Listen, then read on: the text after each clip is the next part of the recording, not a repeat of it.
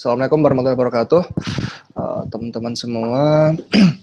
Terus yang ini kita akan melanjutkan materi terkait Be a Good Analyst gitu.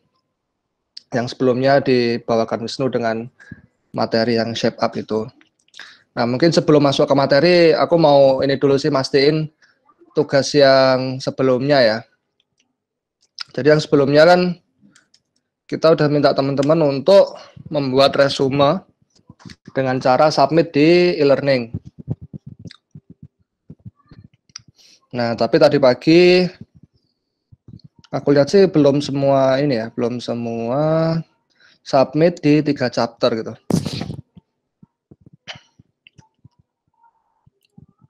Untuk awalnya interaktif aja dulu ya. Jadi mungkin ada beberapa hal yang sebelum kita melangkah lebih lanjut untuk materi shape up-nya sendiri, aku mau mastiin terkait apa-apa yang kemarin sudah disampaikan oleh Wisnu dan beberapa diskusi di tim itu tidak menguap gitu, tapi memang ada hasilnya. Terakhir kita udah sampai mana ya? Kalau yang dari sama Wisnu kemarin terakhir sudah sampai chapter berapa? Coba ada yang bisa share nggak? Sambil ngecek lagi sih, sambil ngetes. Chapter 4. Setuju semua ya, chapter 4 ya terakhir ya?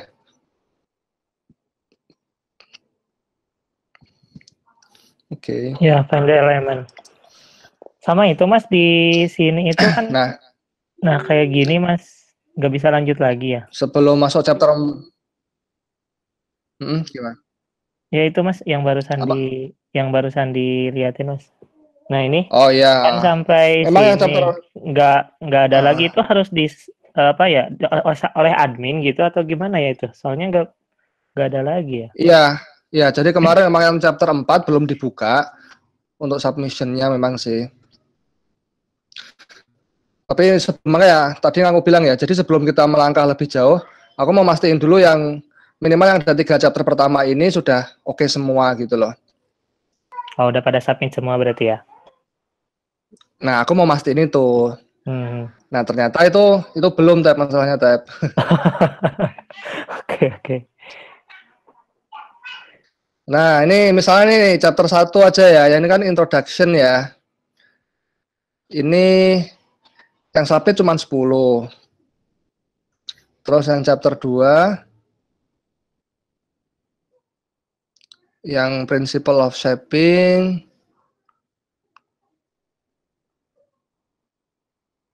Nah, cuman segini nih. Ini baru chapter 2 nih. Yang submit itu ya karena cuma 3 orang, kita boleh kasih apresiasi ya yang sudah submit. Apa whatever hasilnya. Nah, 3 orang tuh ini Erika, Mutik, sama Pak Atep. Nih, yang lainnya belum semua. Ya kita apresiasi lah ada di situ. Terus yang chapter 3, aduh mana tadi? Chapter 3, nah ini cuma 2 orang saja yang baru submit. Kita lihat siapa. Ya, Erika sama Atep. Seperti itu. Jadi di sini kita ada berapa orang sih ini? Tim analis berapa ya? Berapa Dik? 15, 13 ya. Peserta trainingnya ada 12 ya. Peserta di course-nya itu kita ada 12 partisipan. Nah, sedangkan yang submit di chapter 1 aja, oke, chapter 1 lumayan lah, ada 10 orang, ada 3 yang enggak submit.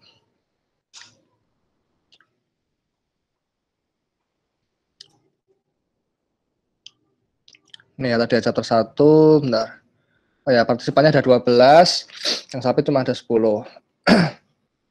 Nah, mungkin aku mau nanya dulu nih. Paling enggak berarti kan ada 10 orang yang sudah pernah submit ya. Nah, berarti ada 2 orang yang belum submit. 2 orang itu, aku mau mastiin dulu ada kesulitan atau gimana, kok nggak submit sama sekali gitu berarti kan.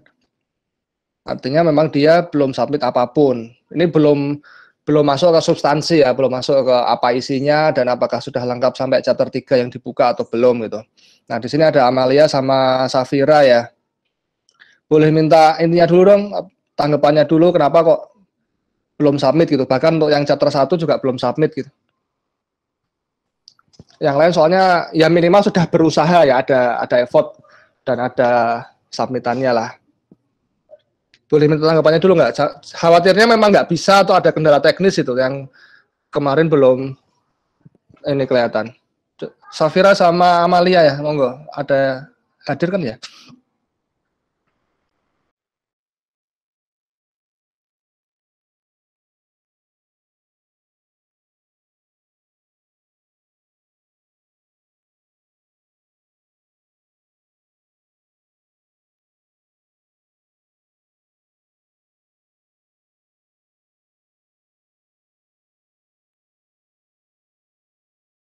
Halo, halo, Safira sama Amalia bisa ini nggak? Belum sempat.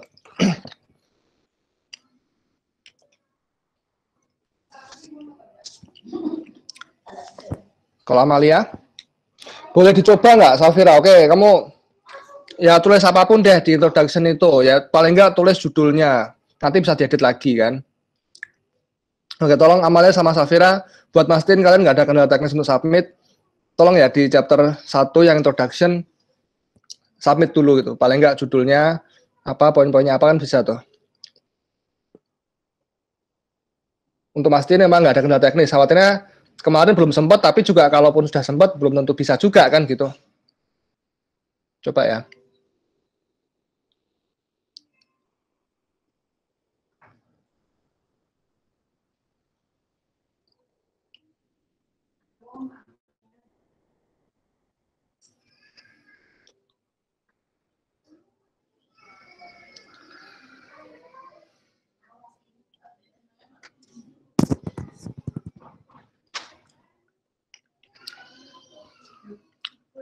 Boleh open mic deh biar yang lain juga tahu gitu. Agak interaktif aja nggak apa, soalnya ini sebelum kita melangkah lebih lanjut, tadi itu aku memastikan yang kemarin sudah disampaikan, itu teman-teman ngerti bisa cara melakukannya gitu kan. Terus terkait platform e-learningnya juga nggak ada masalah gitu.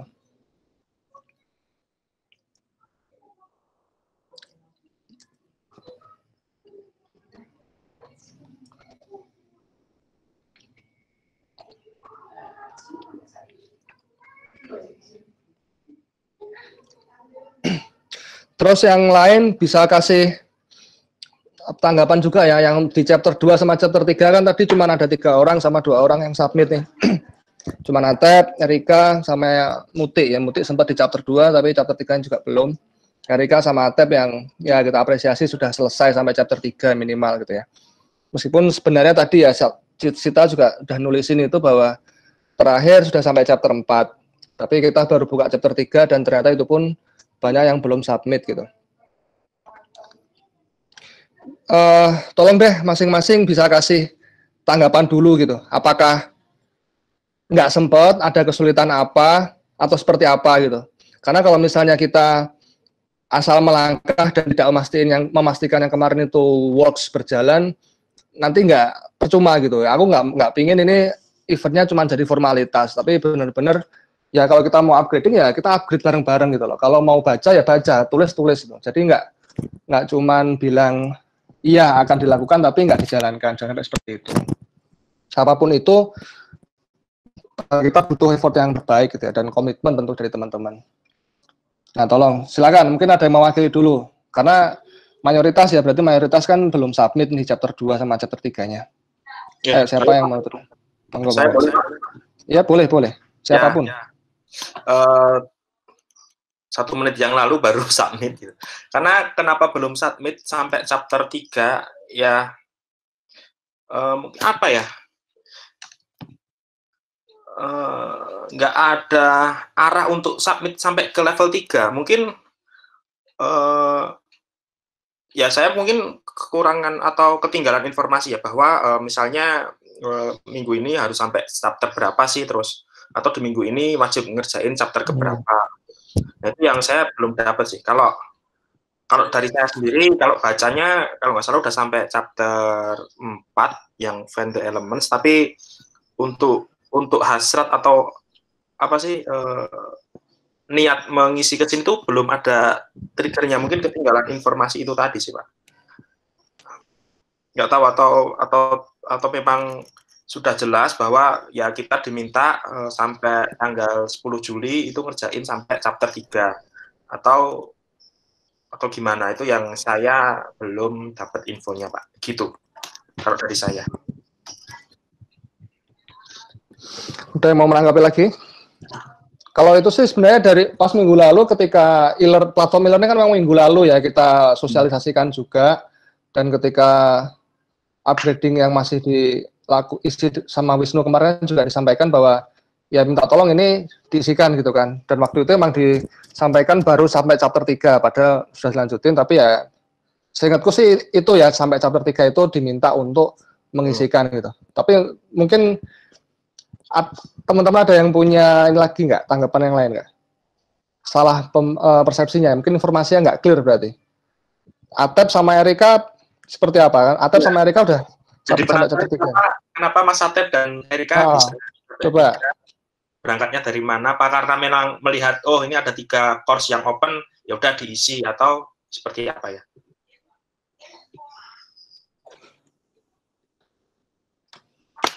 Ini kalau misinformasi repot juga nih analis, kalau kita nggak bisa clear transmisi informasi gini aja.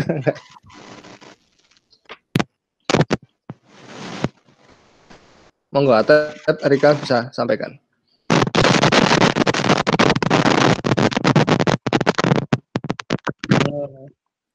Mikrofonmu mikrofonmu rusak.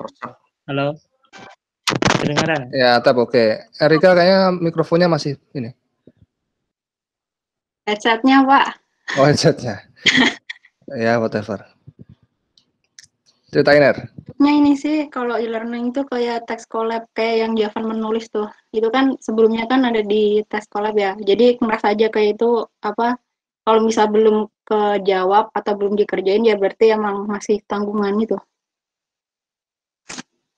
Tapi di sisi lain, informasinya minggu lalu, kamu memahaminya gimana ya? Kan minggu lalu kalau aku memahaminya yang Wisnu sampaikan, kan kita ada platform e-learning, kemudian tolong yang sudah diajarkan di situ minta diresumekan kayak gitu-gitu.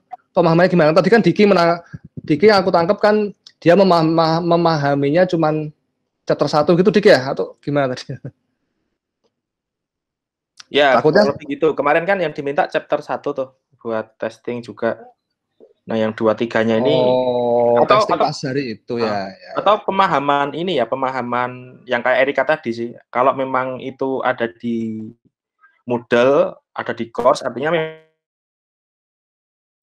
nunggu. Oke, minta tanggapan yang lain juga deh. Minta tanggapan yang lain dulu. Sebentar, ini sampai 1:30 mungkin kita perlu klarifikasi hal ini supaya ke depan nggak jadi isu dan kita nanti bikin kesepakatan gitu ya. Artinya nggak perlu lagi diulang-ulang seperti apa, tapi cara mainnya kita sepakatin sekarang gitu loh. Tadi Pak Atep mau share sesuatu, monggo Pak Atep. Ya, jadi menceritakan dulu ya persepsi kemarin itu. Jadi kemarin kan nggak salah itu udah dijelaskan terkait e-learning. Bahkan kita sudah mencoba, ayo submit dulu dengan untuk yang introduction-nya ya. Jadi semua suruh submit dulu itu kalau nggak salah untuk memastikan dari teman-teman tidak ada miss ya. Jadi teman-teman bisa untuk submit di e-learning tersebut kayak gitu. Nah, untuk yang saya tanggapi itu kan kita punya 3 bab yang itu. Nah, itu harapannya nanti itu teman-teman bisa dicicil untuk membaca dan nanti submit ke situ. Itu sih, Mas. Bahkan saya yang lainnya sih yang belum tahu itu cuma 3 aja gitu. Kirain yang lain tuh bisa misal ini kita udah selesai 3 mau nambah lagi kayak gitu tuh kirain bisa, ternyata ditentukannya itu yang mungkin belum tahunya. Gitu Mas kemarin itu. Oke, ada yang lain Dan tanggapan yang lain, perwakilan bagi yang belum mengumpulkan selain Diki. Saya pasti banyak ya. Tadi Diki menganggap ya merasa itu bukan kewajiban saat ini lah, istilahnya seperti itu kurang lebihnya. Karena merasa itu bukan perintahnya, bukan itu. Ada yang lain nggak? Ada yang mungkin kesulitan, belum baca, belum sempat. Tadi Safira bilang belum sempat. Ada penyebab yang lain nggak? Karena mungkin ya aku refleks juga sedikit, sorry, terkait e-learning ini memang waktu itu kan sempat disampaikan tim HCD ya sama Sugi sama Mbak Nurul juga ketika town hall itu kan platform e-learning ini untuk ya membantu proses upgrading-nya. Artinya ini akan kita pakai seterusnya gitu kan. Kita ingin memastikan bahwa proses upgrading ini berjalan melalui platform ini gitu. Gitu sih. Ya tadi siapa sorry? Saya Pak. Siapa ya? Saya. Nita. Oh. Ya. Ini. Kalau saya ini sih kemarin ya, kalau boleh dibilang saya lupa untuk submit sih. Tapi sebenarnya kan tiap kali training ini Bigfoot analis itu kan kita ngerisam. Paling nggak ngerisam pakai Xmind kayak gitu. Dan aku baru aja submit sih gitu. Hasil risam kemarin.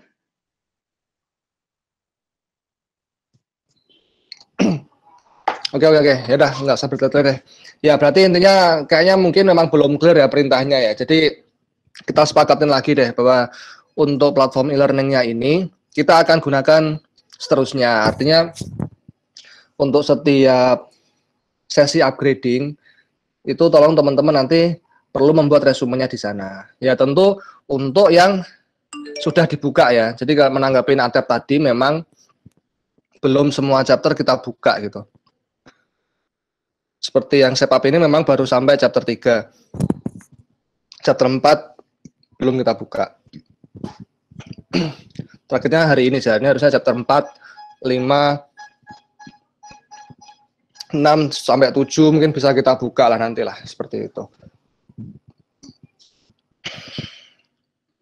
Dan harapannya nanti ketika teman-teman melihat ada course yang sudah terbuka, nah itu memang harus diisikan itu kan. Kalau buat analis kemarin kewajibannya kan memang join ke course yang shape up ini gitu ya. Jadi nanti ketika melihat ada, kamu mastiin lagi kalau misalnya ada yang dibuka gitu, kalian dapat ada kayak notif gitu nggak sih di Moodle-nya kalian?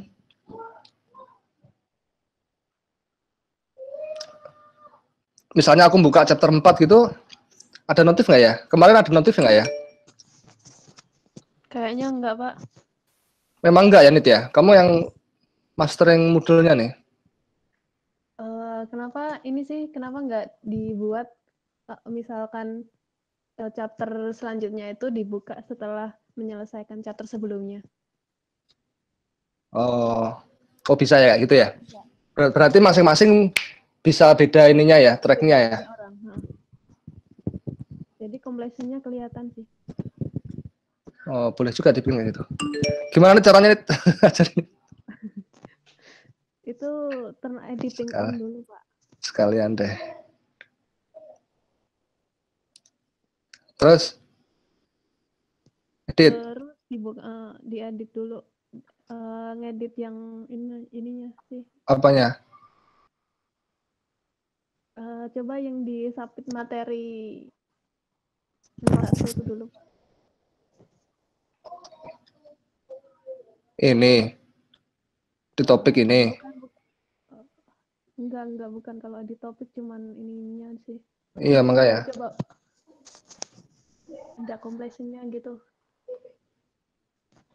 Kalau yang di ini, Pak, coba yang submit summary chapter 01 itu loh. Ini. Bawahnya. Materi.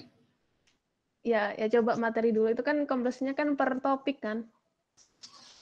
Ini kok langsung link, ini linknya dia malah. Bukan. Edit, Pak. Edit malah. Nah ini aku kaget juga nih makanya nih. Edit setting. Mana? Activation completion. Unlock completion option ini. Ya oke deh, oke nanti aku coba buka itu deh nanti. Kelamaan waktunya kalau di sini. Nanti ajarin deh sama Anita kalau belum ketemu. Oke. Ya, jadi kesepakatannya gitu ya nanti ya. Nanti tolong teman-teman nanti kita setting di sini supaya bisa unlock sendiri. Maksudnya kalau memang sudah menyelesaikan sampai chapter terakhir gitu, chapter 14 misalnya ya nanti siapapun itu akan bisa langsung mengisikan di situ. Dan harapanku nanti tiap minggu kita akan cek gitu ya. Untuk kompresinya seperti apa di masing-masing teman-teman untuk memastikan yaitu ini memang jadi knowledge yang apa ya, yang benar-benar dipahamin gitu ya, bukan cuma sekedar tahu, bukan cuma sekedar mendengarkan gitu. Karena aku yakin sih kalau cuma mendengarkan kayak gini, ini mungkin dari 14-15 orang, sebagian akan ada yang ngerjain tas yang lain, sebagian mungkin ya ngeblank maksudnya apa, kayak gitu-gitu. Jadi nggak bisa kalau kita hanya ngandelin sesi seperti ini, terus nggak ada mekanisme untuk sistem kontrolnya kayak gitu. Minta tolong untuk teman-teman semua setelah ini nanti dicek lagi, nanti saya akan kasih notif lah kalau misalnya sudah dibuka opsi itunya ya. Tapi bagi yang belum melengkapi chapter 2 sama 3 dulu minimal itu harus diisikan gitu. Nah kemudian sebelum lanjut lagi ke chapter selanjutnya, saya juga memastikan lagi terkait chapter 1, 2, 3 sama 4. Ada nggak dari teman-teman yang belum membaca sama sekali sampai chapter 4 itu? Jadi kemarin kan memang sudah di-share sama Wisnu. Tapi kan ya nggak semua dibacain gitu kan artinya. Nah, saya tanya teman-teman ada yang sudah dulu deh. Ada yang sudah membaca sampai chapter 4 itu, membaca sendiri? Siapa aja?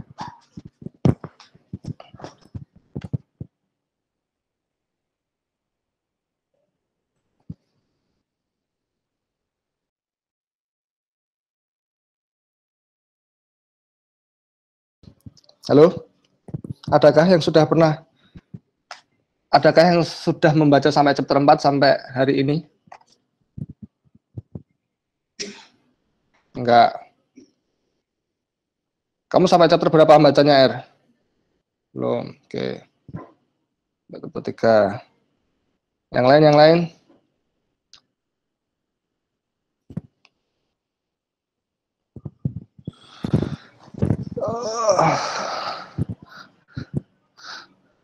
Oke, salah satu deh aku coba sambil random juga. Wahyudi yang terakhir jawab. Wahyudi sampai chapter berapa bacanya?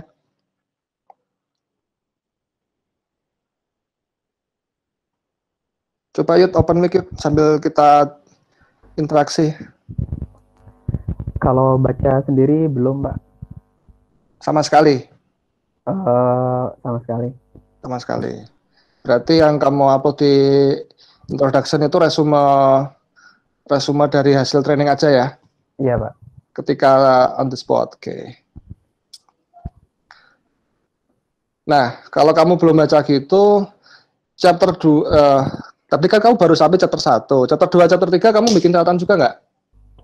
Bikin, Mbak. Dari catatan yang kamu bikin, bisa memahami dengan baik nggak? Apa sih sebenarnya gitu?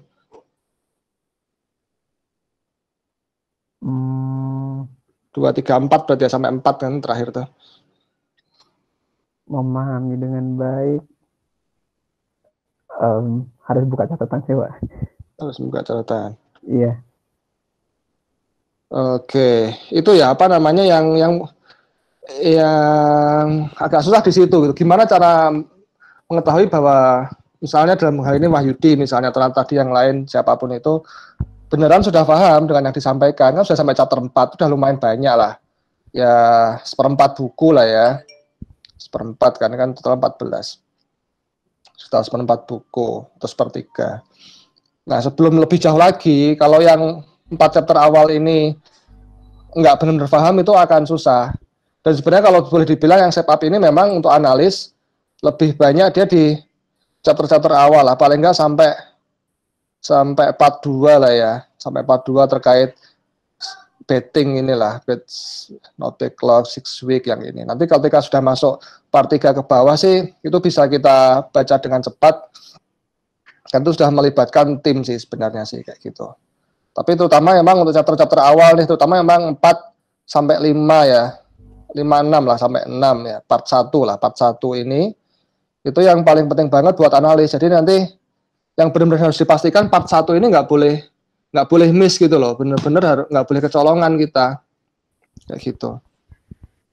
Oke, coba misalnya Mas Yudi deh, kita coba sambil buka catatan, boleh kamu share screen. Boleh cerita lagi terkait chapter 1 sampai chapter 4 itu kayak gimana sebenarnya? Silakan. 1 sampai 4, Pak. Ya, kan tadi sepakatnya memang sudah sampai 4 ya, minggu lalu ya, Sita juga bilang 4. Atau ada yang baru sampai 3 memang? Kalau course-nya memang 3 yang baru dibuka, karena bukanya itu kan minggu lalu sebelum training, habis itu memang belum sempat di-manage lagi. Ya, coba lihat catatanmu sudah sampai mana, coba. Aku stop recent ya, kamu yang ini. Bentar, Pak.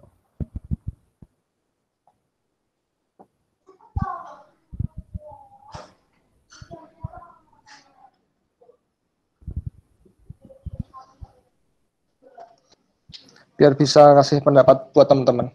Karena gini juga ya, apa namanya, ketika training sebelumnya, aku nggak ikut training yang awal-awal karena emang belum aktif di Javan waktu itu. Tapi kalau training yang kemarin itu kan Wisnu juga nggak semata-mata hanya ngeresum dari chapter 3-4-nya doang ya, tapi ada beberapa tambahan dan nggak semua yang di buku juga dibaca kan gitu kan. Ya iyalah, namanya juga buku, ngapain gitu kalau cuma bacain doang kan ngapain gitu. Nah, jadi harapanku nanti teman-teman sambil nunggu Wahyudi nyiapin share screen-nya, itu tetap baca apa yang ada di materi shape up ini. Karena kalau teman-teman nggak membaca isinya, itu akan kehilangan detail-detailnya yang itu sangat bermanfaat. Nggak bisa, kita hanya mencoba memahami dari hasil bacaan orang lain. Ya boleh nanti bacaan orang lain itu sebagai dasar kita, sebagai gambaran overview aja ya, big picture-nya, oh ini membahas tentang apa sih, ya itu tentu akan bermanfaat. Tapi kalau kita mau ingin tahu dalamannya sebenarnya apa sih yang tadi dibahas gitu, nah kalau kita nggak baca sendiri itu akan susah kan kayak gitu. Misalnya kemarin ngomongin shaping, ngomongin set boundaries itu kan sebelumnya appetite, apa bedanya appetite dengan estimates, ada yang udah ngerti belum, beneran ngerti nggak gitu. Jadi ngomongin tentang narrow down the problem dan sebagainya gitu. Nah, ketika sesi training pasti kan itu sudah diolah gitu kata-katanya. Nah, teman-teman butuh baca itu sih. Jadi sekali lagi mungkin sedikit saya tekankan buat teman-teman karena kayaknya belum banyak yang baca. Kayaknya mayoritas juga belum baca gitu ya. Tolong dibaca gitu. Tolong dibaca dan hasil bacaannya itu diresum di course Javan Labs gitu. Nanti dari situ kita bisa saling belajar sih. Kalau misalnya ada rangkuman yang baik, kan nanti kita bisa bahas juga gitu di training selanjutnya. Nah, awalnya sebenarnya ekspektasiku kalau teman-teman sudah pada submit rangkumannya, kita bisa saling cerita memperdalam di situ gitu ya. Karena biasanya setelah kita membaca sendiri itu ya hasilnya akan berbeda dengan orang lain yang baca. Bukan berbeda banget sih, tapi boleh jadi akan ada sudut pandang yang baru gitu loh. Nah, itu bisa saja kan kita sinergikan itu ya, kita bisa akumulasikan knowledge dari masing-masing anggota tim sehingga lebih baik. Itu sih harapannya sih. Oke, Yud, coba sambil kita revisit lagi Yud dari chapter 1 sampai 4 Yud. Oke.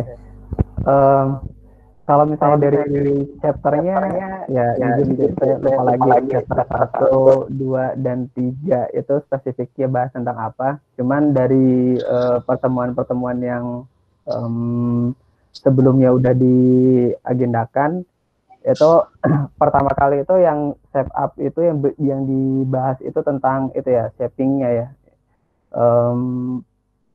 Kita sebagai analis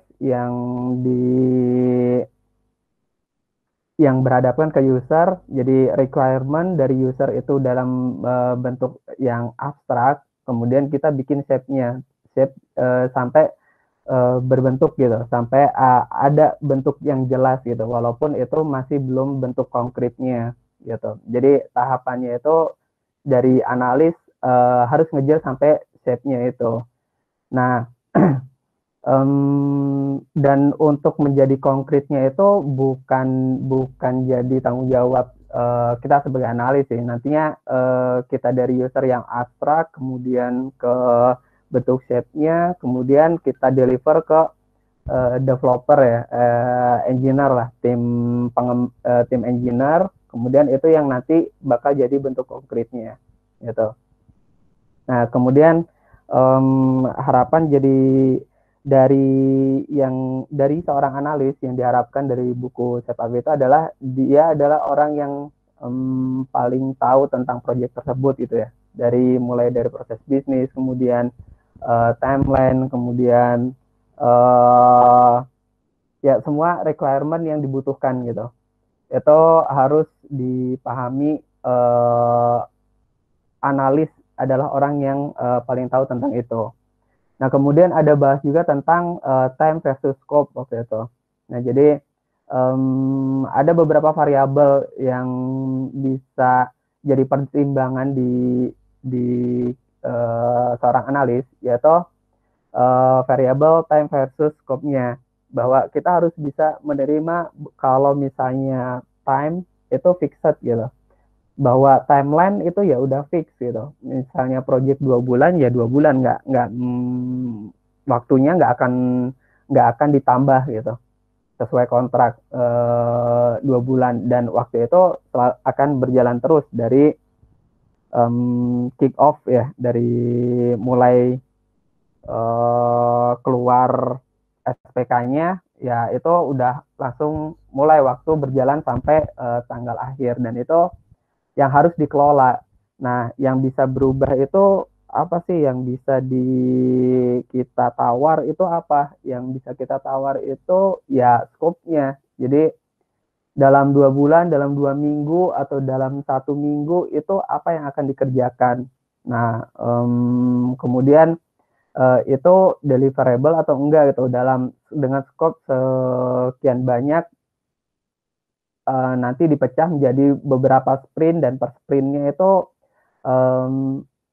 memungkinkan atau enggak gitu. Dan ya itu yang harus di-manage. Kalau misalnya sprint awal sedikit, nanti numpuk di akhir, nanti bagaimana? Karena waktunya itu ya pasti tetap. Itu sih. Kemudian dengan adanya banyak requirement, banyak scope yang harus dikerjakan dengan waktu yang singkat, nantinya bagaimana? Apakah nanti akan berpengaruh ke kualitas project dan segala macam? Ya, kalau di buku itu katanya dijelaskan bahwa ya bagus itu adalah relatif katanya. Nah, kita sebagai analis itu bukan mencari yang terbaiknya, tapi mencari best option-nya gitu. Best option dari waktu timeline sekian minggu dengan scope sekian banyak, apa yang bisa dikerjakan gitu, yang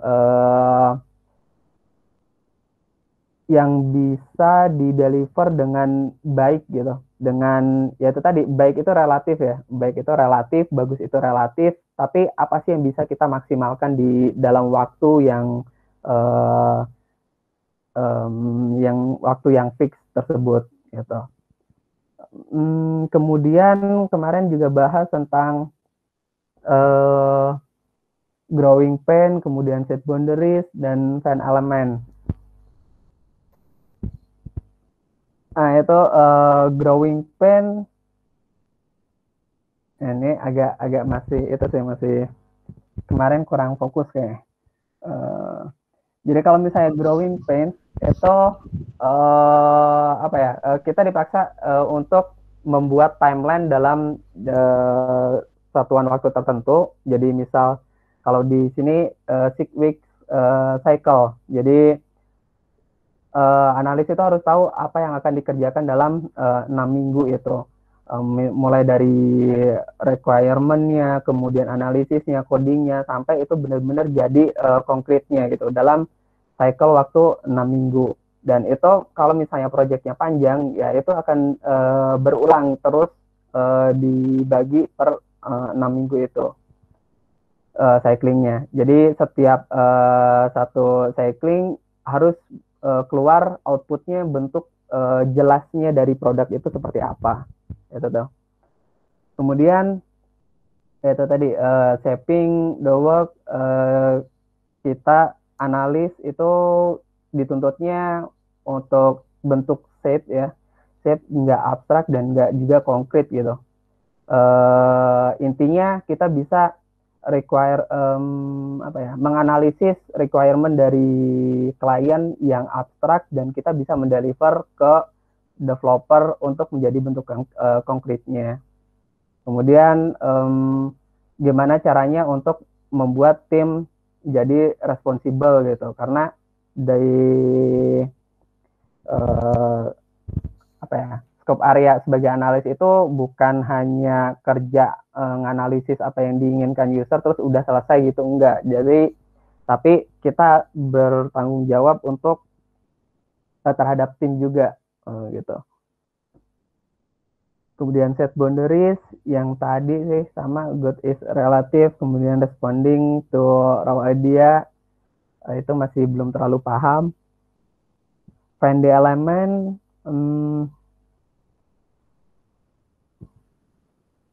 move at the right speed. Jadi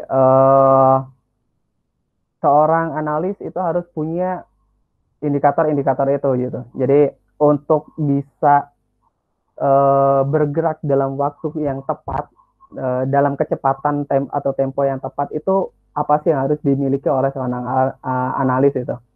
Jadi beberapa poin yang saya catat itu bahwa ya pertama analis harus punya background knowledge yang luas gitu. Dia harus memahami domain problemnya apa saja yang bakal dihadapi. Kemudian avoid the wrong level detail sketch. Yaitu tadi jangan sampai kita seorang analis itu terlalu lama dalam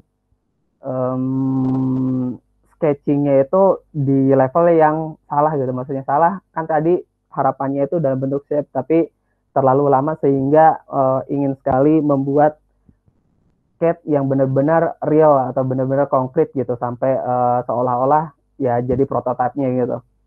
Nah, jika terlalu lama berputar di situ, ya itu akan jadi masalah nantinya.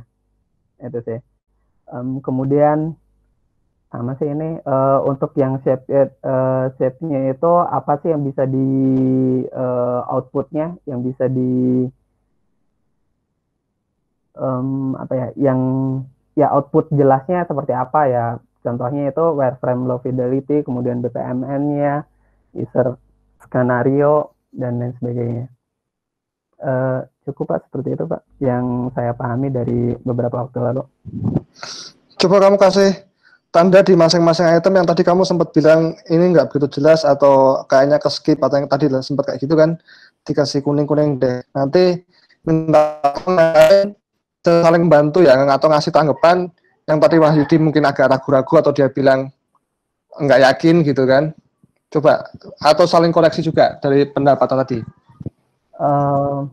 Ini sih di masalah growing pains ini kayak making team responsible ini itu masih belum terlalu paham seperti apa marketnya gimana ya. Coba kawan.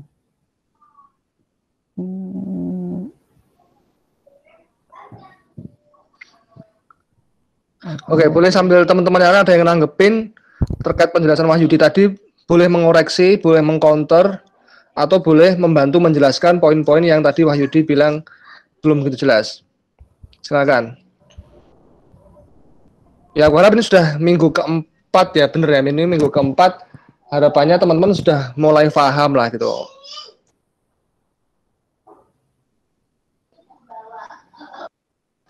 Ya, terutama yang tadi belum ngomong ya, tadi yang sudah cerita sedikit sharing kan Atep, Diki, terakhir Wahyudi. Oh, yang tadi sudah sempat sharing. Ya, yang lain aku minta partisipasinya ya. Jadi ini untuk memastikan teman-teman bisa dan paham. Ini masih baru tahap knowledge kan ya, belum sampai pada tahap skill itu. Sudah bisa tuh belum tentu nanti bisa mengaplikasikan. Tapi kalau sudah ngerti belum tentu nanti bisa mengaplikasikan. Kalau ngerti aja masih belum, ya repot gitu istilahnya kan. Berarti PR-nya masih banyak banget nih. Pasti skillnya pasti belum bisa masuk ke skill, masih di level knowledge-nya belum ada berarti kan. Ayo tolong dong. Itu ini yang Mungkin barangkali ada yang mau share screen, saya stop tulisannya. Atau enggak apa-apa kan, Pak? Atau gimana, Pak? Ya Atau boleh tampilkan? kamu. Oh, Coba tadi apa aja yang kamu masih kuning ditulis di notes deh. oh iya, Pak. Biar nanti teman-teman ada yang nanggepin ya. Silakan ya, aku open 1-2 orang untuk menanggapi penjelasan Wahyudi tadi. Boleh mengcounter kalau ada yang penjelasannya mungkin salah atau nggak sesuai dengan yang teman-teman pahamin. Boleh memperjelas ataupun menambahkan. Tadi kan belum semua disampaikan juga ya, karena poinnya sebenarnya ada banyak kalau baca di buku sih. Yuk, sampai jam 2 minimal aku ingin ngecek dulu deh di sininya sebelum kita bahas tentang chapter selanjutnya.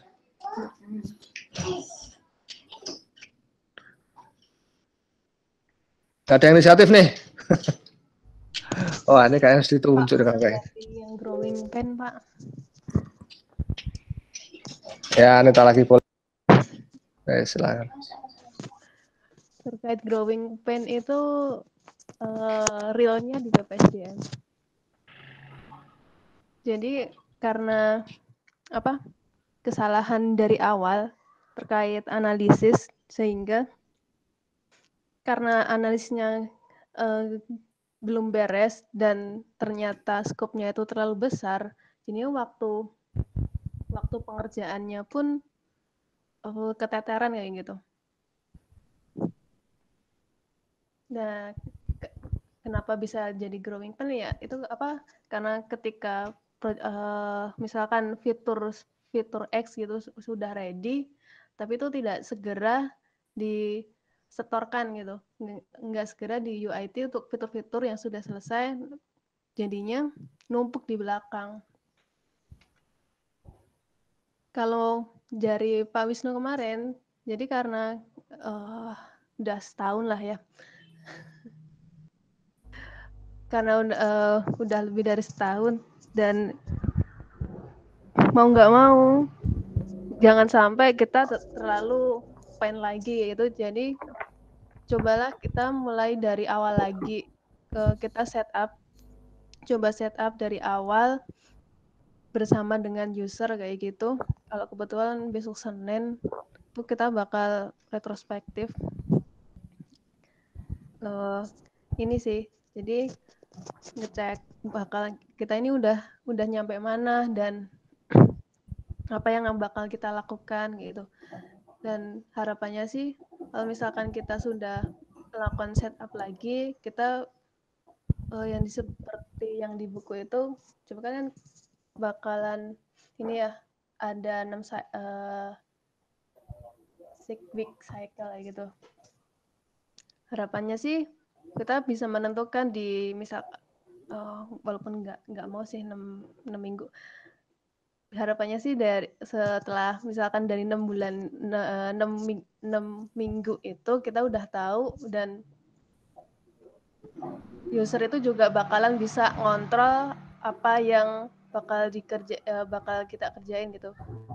User bisa lebih berpartisipasi, dan harapannya sih bisa lebih baik lagi dan nggak jadi growing pain lagi kayak gitu sih.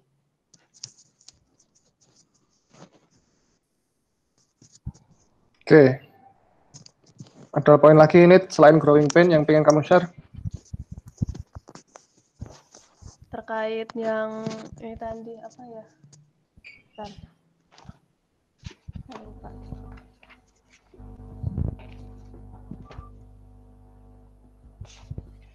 Ya, jadi growing pain itu nggak tahu sih, itu pas chapter awal ya. Tapi kalau di buku itu growing pain adalah salah satu kondisi, itu dijelaskan di introduction. Jadi itu kondisi-kondisi project yang tidak ideal gitu ya, yang tidak menyenangkan lah gitu.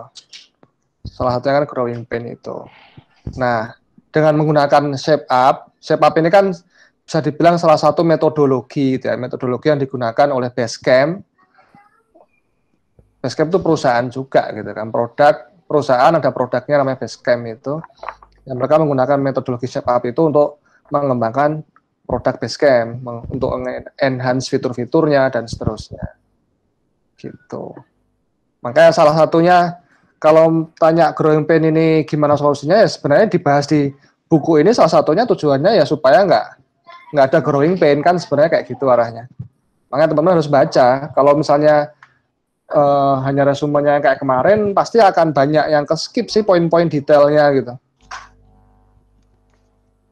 Gitu. Ada lagi nih selain growing pain tadi? Udah aja deh Pak. Soalnya kan soal yang Ya, Erika mau nanya apa? Anita tulis nih kalau mau lanjut. Apa R? Halo.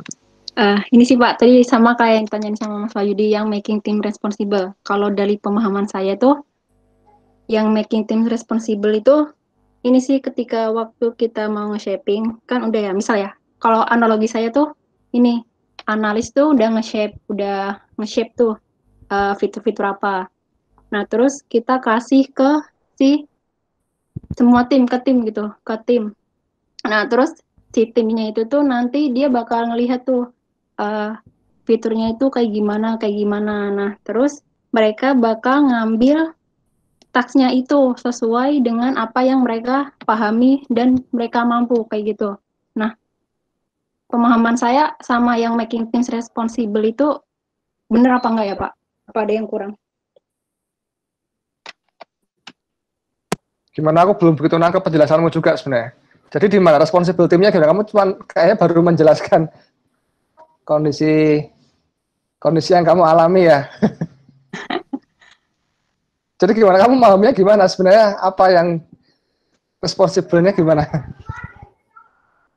Soalnya saya Pak, ya yang saya Karena kamu pahami masih dari bingung making ya? things responsible itu ngasih apa, kalau kita udah ngasih task terus ini ke programmernya gitu, Ya.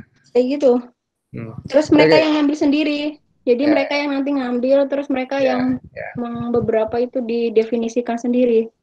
Jadi bukan kita yang ngatur-ngatur buat memanage, kamu ngambil yang ini ya, ngambil yang ini gitu.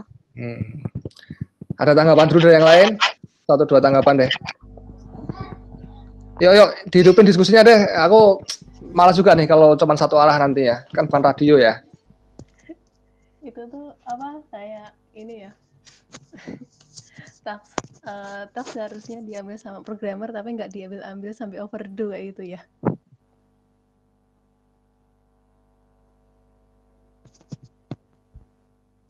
Gimana? Sorry. Ya, apa?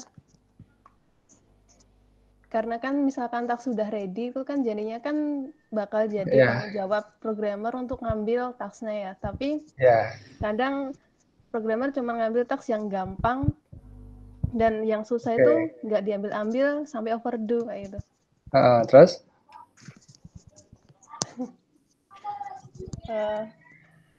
Jadi?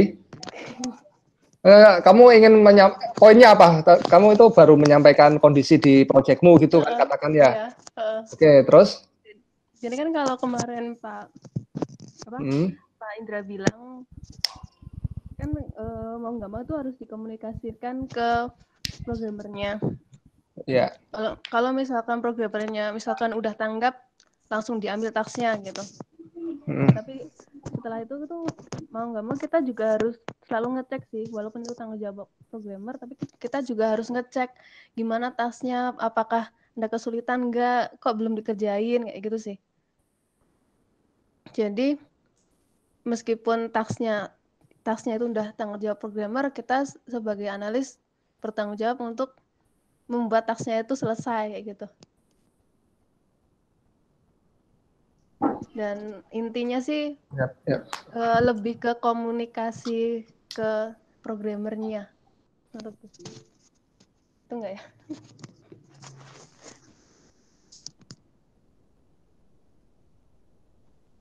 Diki mau jawab? Silakan coba share. Boleh sharing. Oh ya, baru baca sih. Intinya itu urut ya sebenarnya. Jadi kayaknya bukunya memang mengajak kita untuk berpikir, terus langsung dijawab sendiri nih sama bukunya. setelah materi itu ada menargetkan resiko ya. Jadi ya di sini diceritain sih ketika kita harus memberikan tanggung jawab penuh kepada tim desainer dan programming kecil dan tim kecil misalnya. Nah, mereka itu punya tugas atau mereka bakal mendefinisikan sesuai dengan ruang lingkup yang kita bikin itu. Nah, kalau dari buku ini ya kita harus ini diminta untuk karena tujuannya dari sini kepengennya alokasi tim itu nggak terfokus ya terhadap kelompok kecil yang sudah dibentuk tadi.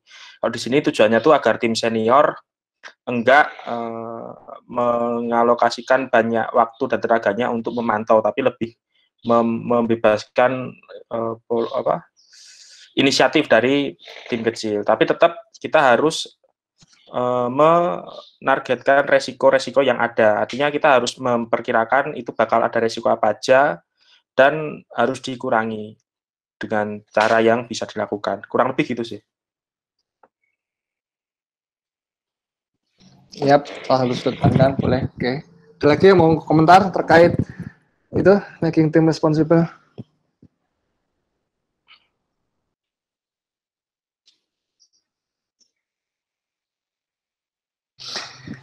Ya, gambarnya seperti itulah ya. Mungkin aku kasih komentarku juga gitu.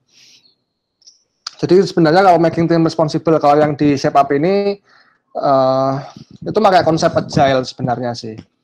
Jadi satu tim itu ya dia bertanggung jawab gitu ya, bertanggung jawab terhadap tim itu gitu.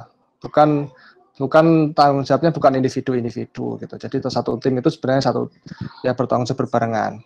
Nah, dalam konteks shape up ini itu juga nanti di chapter-chapter bawah itu akan dijelaskan juga tuh, ada bocorannya adalah sebentar sebelum sampai sana aku mau nanya dulu.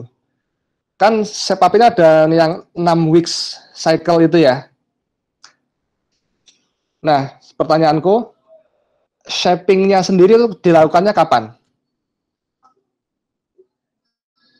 Coba ada yang jawab itu dulu deh, sebelum masuk ke situ. Karena tadi kan Erika cerita tentang programmer, overdo, programmer nggak ngambil tas gitu ya, Erika, Anita, kurang lebih seperti itu kan.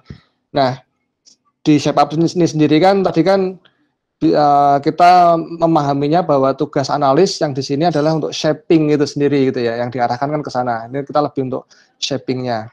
Nah, pertanyaanku setelah penjelasan kemarin atau bagi yang sudah membaca, sebenarnya shapingnya ini dilakukannya kapan sih gitu? Sudah ada yang tahu belum?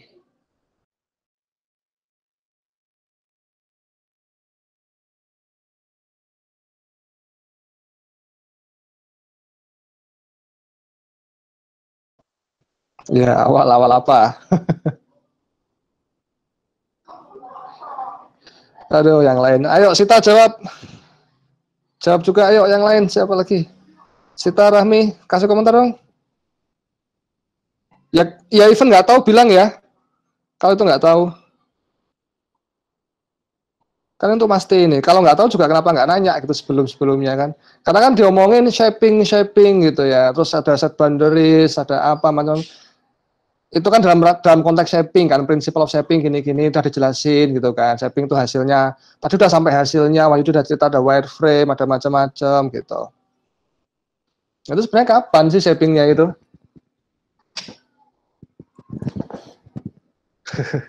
Tuh, ini berarti memang belum pada baca dan berarti mungkin kemarin nggak dibahas kali ya. Nggak ada yang nanya. Kalau di buku shape up, oke ya udah aku jawab sendiri ya. Kalau di buku shape up ini, shapingnya itu dilakukan sebelum cycle. Itu ideal, itu kondisi ideal ya. Jadi kondisi idealnya seperti itu. Ntar aku sambil share screen deh biar nangkep ini ya.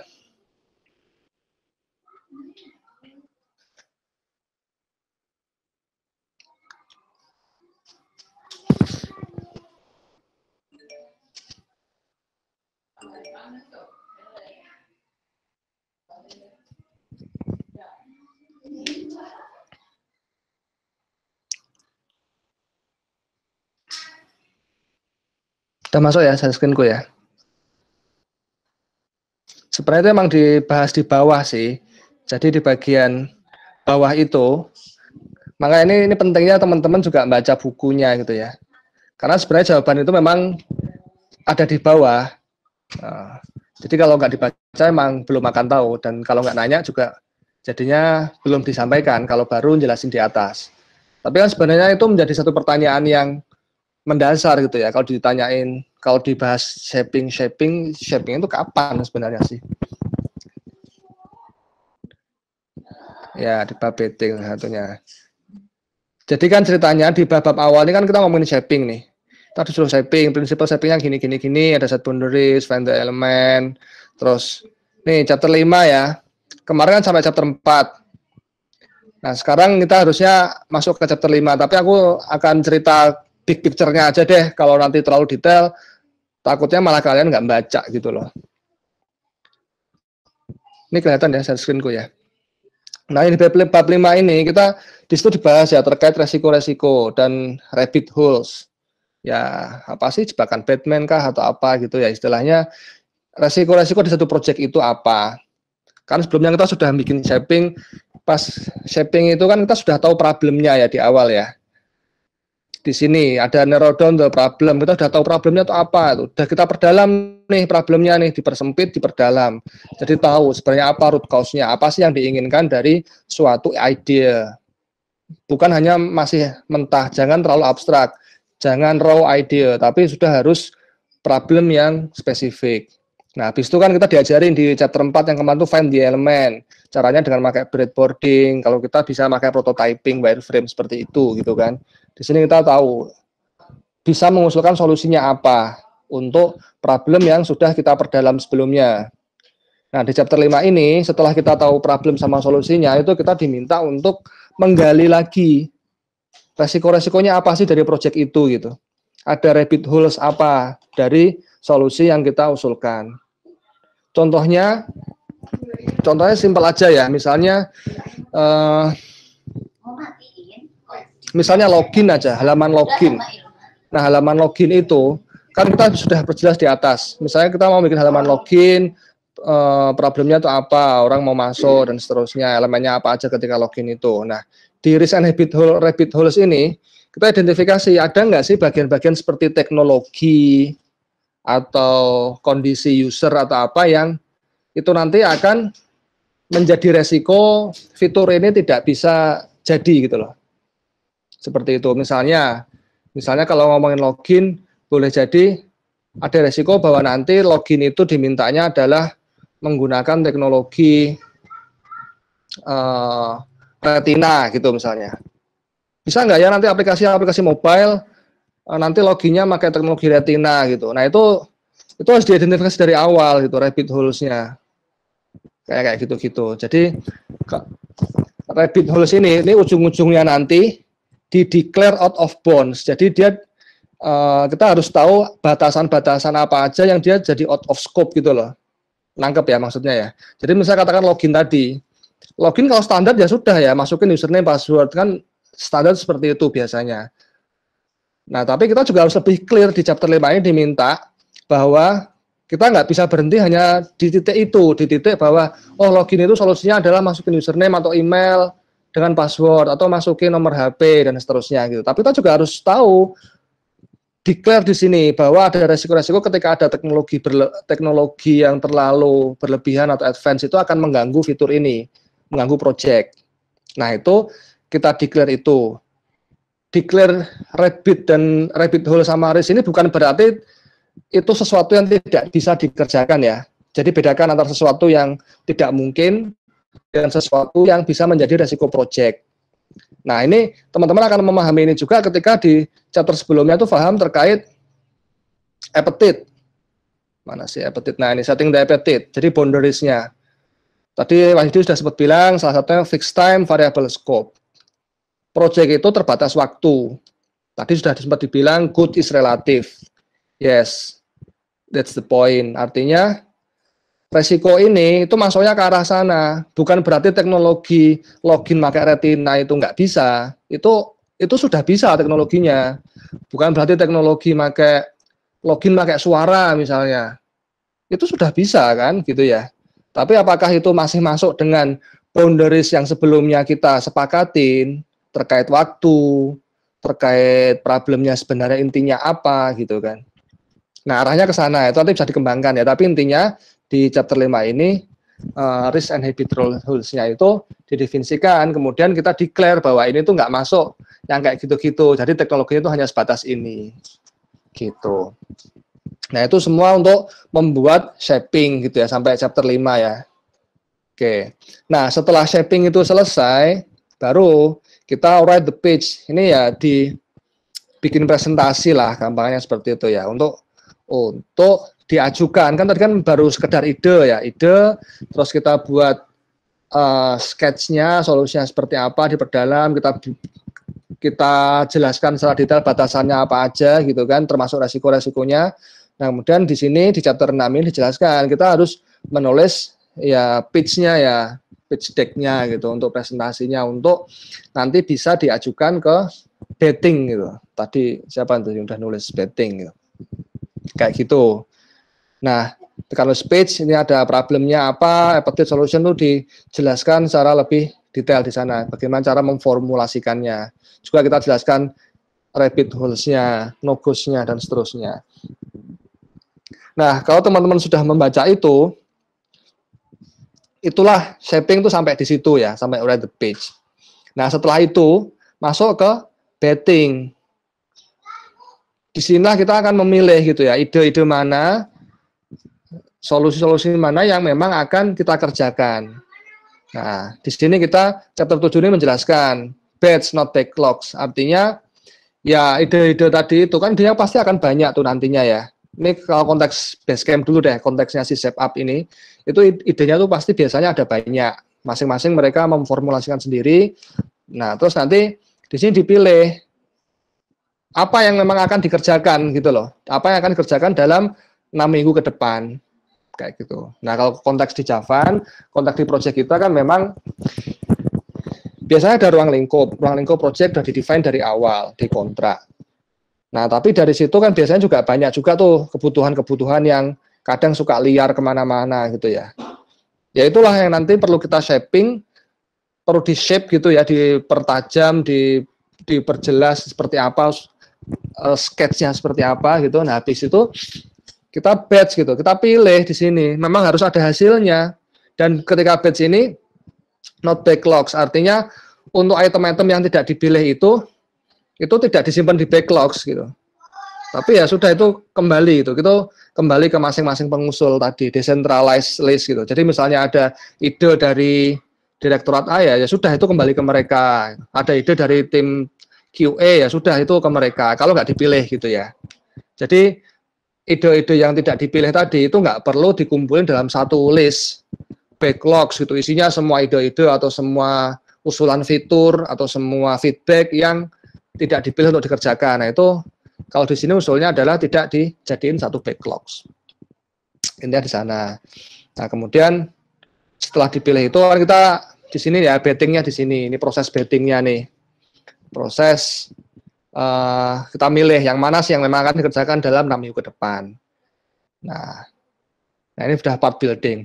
Tapi intinya kalau teman-teman melihat struktur bukunya, sudah langsung tergambar bahwa proses shapingnya sendiri otomatis sebelum masuk 6 minggu. Karena batch 6 week-nya ini berdasarkan apa? Berdasarkan hasil shaping kan gitu. Kita nge-shape dulu kan di sini kan, kita bikin sketch, kita memperjelas, terus kita bikin pitch-nya, bikin presentasi apa sih yang memang mau dikerjain itu gitu kan. Nah, baru di sini dipilih, oke ya, jadi mana yang mau dikerjain 6 minggu ke depan, mana yang akan dikerjain 6 minggu ke depan gitu. Bukan kita masuk 6 minggu dulu, terus baru bingung ini apa ya yang akan dikerjain sekarang ya. Nah, ini kondisi idealnya seperti itu. Gitu ceritanya. Nah, terus itu juga nyambung ke terkait make team responsible tadi ya. Itu sebenarnya itu nyambung ke arah sana juga. Yang making team responsible. Making team responsible kan di introduction ini dijelaskannya adalah ketika proses shape. Jadi di sini ada dua teams gitu ya. Ada teams yang memang dia melakukan shaping itu, yang biasanya dari product owner-nya lah, kurang lebih seperti itu, terus dibantu analis gitu-gitu kan. Nah, kemudian ada tim yang memang nanti untuk mengeksekusi gitu kan, untuk building-nya gitu. Nah, di sini ketika sudah dipilih ide-ide apa yang akan dikerjakan dalam 6 minggu ke depan, maka tim shaping itu melanjutkan shaping selanjutnya. Dia shaping ide-ide yang lain, atau scope yang belum masuk ke sini, atau scope yang mungkin sebelumnya sudah di shaping tapi kok belum dipilih. Nah, itu dia melanjutkan lagi tuh, mengolah lagi gitu. Jadi tim shapingnya, tim shapernya itu nggak berhenti setelah dia batch gini, ya dia kerja lagi, dia ngelanjutin scope-nya, kan scope-nya belum selesai semua, belum semua dipilih di sini kan gitu. Atau yang sebelumnya udah selesai belum semua dipilih, atau ada yang memang belum dilakukan shaping-nya itu sendiri gitu. Jadi ada 2 track yang secara paralel jalan, track-nya tim analis, track-nya si shaper ini gitu kan, sama track-nya tim eksekutor, programmer gitu istilahnya lah, untuk buildingnya ini. Nah, makanya nanti di part terakhir ini, di part 3 ini udah ngomongin handover nih, handover responsibility. Ini yang tadi kaitannya nyambung ke make team responsible tuh kalau di shape up konteksnya itu. Jadi dia ada handover gitu ya. Dan yang di handover itu project-nya kalau di sini. Jadi kan tadi udah shaping nih, udah jelas nih idenya apa nih, sketch-nya seperti apa. Nah, itu yang di handover seperti itu kalau di konteks ini dan seterusnya. Oke, sampai situ bisa lebih difahami nggak ya? Pak, tadi yang handover itu artinya project-nya Pak atau gimana ya? Yang terakhir baru. Kalau di konteks shape up-nya Basecamp, ya project-nya. Jadi tim shaper itu ngasihin gitu loh, ngasihin satu project ke tim yang dedicated gitu, tim yang programmer tadi. Mereka akan mengembangkan itu lebih detail. Kalau di sini konteksnya iya, tapi nanti kalau di Java memang konsep ini nggak bisa serta-merta kita gunakan seperti itu. Tapi konsep handover yang mungkin di Java ya memang handover task sih, belum bisa project. Karena kalau project konsepnya kan handover dari klien ke Java gitu. Ya, itu pentingnya kita baca keseluruhannya dulu ya. Jadi kita baca keseluruhan. Nah, yang penting juga ketika baca buku kan memang itu ya. Kita tahu konsepnya apa yang sebenarnya yang dia propose gitu ya. The main idenya itu apa. Tapi belum tentu semuanya itu bisa kita telan mentah-mentah gitu. Kayak handover ini juga secara konsep nggak terus serta-merta seperti itu yang bisa kita lakukan. Nah, terus ini nih. Di sini tuh ada juga terkait bugs. Nah, ini dibahas di chapter 8 juga sedikit sih, terkait bugs ya. Jadi kalau dia bilang hasil 6 minggu itu kan boleh jadi nanti akan ada bugs-bugs juga. Itu kapan ngerjainnya gitu. Nah, di sini dia ada namanya cooldown. Mana ya? Cooldown itu berapa ya? Cooldown. Oh ya, di awal di chapter 8 juga. Jadi setelah 6 week cycle itu, 6 week cycle itu kan dia ngerjain untuk bisa dirilis aplikasinya. Nah, tapi kan dalam satu kali rilis 6 minggu itu boleh jadi di sana masih ada bugs, gitu kan. Nah, disitulah ada fase cooldown. Justru fase cooldown ini untuk nyisir semua bugs-bugs yang ada. Salah satunya itu. Terus fase cooldown ini juga lah yang digunakan untuk betting the next 6 weeks gitu. Ke gambar ya. Jadi kan kalau kita langsung 6 weeks langsung nggak ada jedanya, itu kan pasti akan tanya-tanya lagi, harusnya kan bertanya lagi, terus kapan bettingnya ini? Kata dia aku nanya kapan shapingnya, nanti teman-teman juga akan nanya terus kapan bettingnya, kan gitu. Nah, di sini dia kenalin bahwa bettingnya itu di sini ya, bet 6 week itu dilakukannya di cooldown ini sebenarnya. Ya, ini bocorannya gitu kurang lebihnya. Jadi 6 week cycle, ketika 6 week cycle itu analis melakukan shaping, tim programmer ngerjain, setelah 6 week cycle, dia ada cooldown. Kalau konsepnya ini ya, kita ngomongin konsep bukunya dulu ya. Cooldown di sini sih bisa 1 minggu atau 2 minggu gitu. Atau hanya beberapa hari, tergantung cycle sebelumnya seperti apa. Nah, ketika cooldown ini dilakukan betting. Jadi para analis melakukan bet kepada stakeholder ya, user, pejabat-pejabatnya kayak gitulah. Kalau di Basecamp ini kalau diceritain ketika betting itu yang hadir sampai level CEO-nya kadang, CEO. Nah, pas betting itu biasanya singkat sekali, paling cuma beberapa jam. Beberapa jam untuk sudah memilih semua ide yang masuk. Nah, kalau programmernya, tadi kan analis atau shapernya melakukan betting terhadap bos-bosnya. Nah, para programmernya ketika masa cooldown ini dia beresin bugs. Kayak gitu. Nah, kalau di konsep Basecamp ini memang bugs-nya nggak serta-merta yang error doang sih, tapi bugs-nya itu termasuk juga misalnya refaktor kode gitu ya, kode-kode yang bisa dibikin lebih rapi, lebih bersih gitu-gitu. Jadi di sini istilahnya yang bisa kita ambil adalah ada fase atau ada tahapan yang memang kita alokasikan untuk improve quality gitu lah. Karena boleh jadi ketika kita 6 week ini kan karena kita sudah punya boundaries sebelumnya, sudah punya appetite, fixed time, terus ada batasan-batasan tertentu, mungkin secara kualitas akan ya fungsional aja lah gitu. Maksudnya ya secukupnya gitu. Ada beberapa yang mungkin bisa diimprove. Nah, disitulah dilakukannya di masa-masa cooldown itu. Kayak gitu. Terus ya di sini dijelaskan ya di batch 6 pattern. Termasuk juga ini that's the problem method. Ini juga dibahas ketika betting itu biasanya yang perlu ditekankan adalah apakah problem itu memang penting untuk kita selesaikan gitu kan. Nah, jadi gitu. Jadi ketika kita betting, ketika kita memilih mana yang mau dikerjain nih dalam 6 minggu depan, kita akan urutkan prioritasnya kan. Prioritas problem mana sih yang memang itu sudah urgent itu ya, sudah important untuk diselesaikan di 6 minggu cycle ke depan gitu. Seperti itu. Oke. Ya bocorannya itu ya.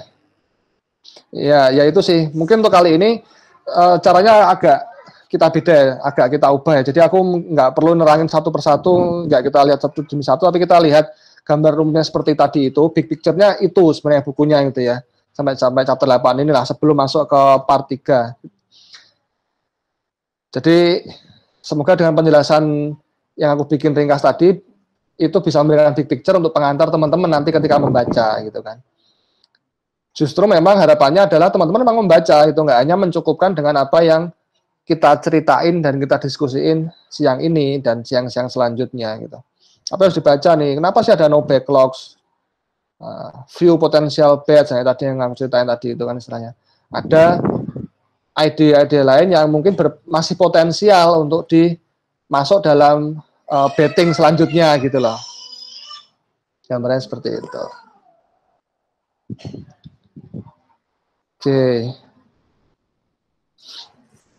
Oke, dari situ minta tanggapannya lagi. Ada yang mau kasih tanggapan dulu?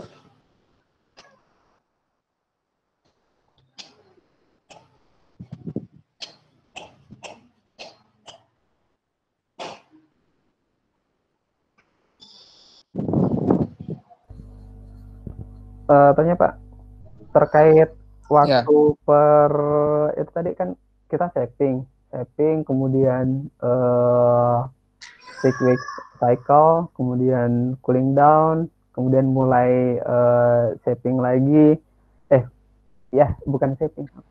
Enggak, shapingnya tetap ketika 6 week itu juga shaping sebenarnya kan gitu. Oh, paralel itu tadi Pak ya? Iya, kan beda tim. Yeah. Jadi analis tetap jalan terus analisisnya. Gitu. Yang mana hasil shapingnya dia di 6 minggu ini itu yang akan nanti di betting lagi untuk 6 minggu ke depan kan gitu. Kan harus seperti itu. Makanya konsepnya harus sudah siap sebelum masuk 6 minggu yang pengerjaan itu hasilnya tuh udah harus siap. Shapingnya tuh udah harus jadi. Untuk nanti di betting, untuk dipilih gitu kan. Ini emang mana nih yang emang benar-benar dikerjakan 6 minggu ke depan gitu. Makanya itulah kenapa konsep shapingnya tuh harus cepat. Gimana?